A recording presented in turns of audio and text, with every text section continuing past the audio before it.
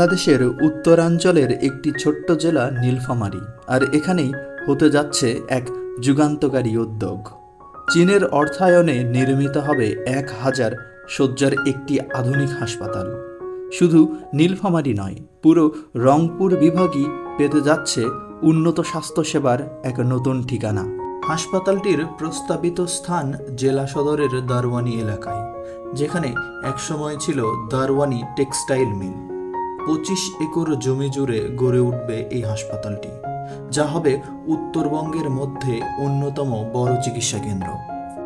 এই হাসপাতালে শুধু স্থানীয় জনগণ নয়, উপকারে আসবে উত্তর ইপিজেডে কর্মরত প্রায় 40,000 মানুষের, এবং এর মধ্যে আছেন বহু চীনা নাগরিক, যাদের জন্য এটি হবে নিরাপদ চিকিৎসার একটি নির্ভরযোগ্য কেন্দ্র।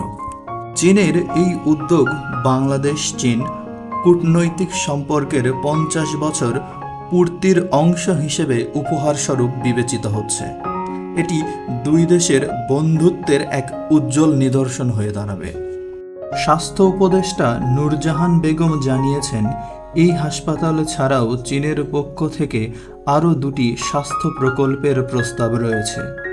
একটি জেনারেল হাসপাতাল এবং অন্যটি রোবোটিক ফিজিওথেরাপি সেন্টার।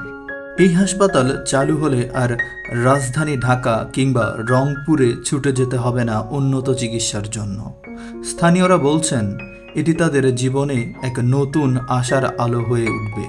এই হাসপাতাল শুধু একটি চিকিৎসা কেন্দ্র নয়, এটি হবে উন্নয়ন, বন্ধুত্ব এবং মানবিকতার প্রতীক। চলুন আমরা সবাই এই আশার গল্পকে এগিয়ে নিতে সমর্থন জানিয়ে ছড়িয়ে দিই এই সুসংবাদ।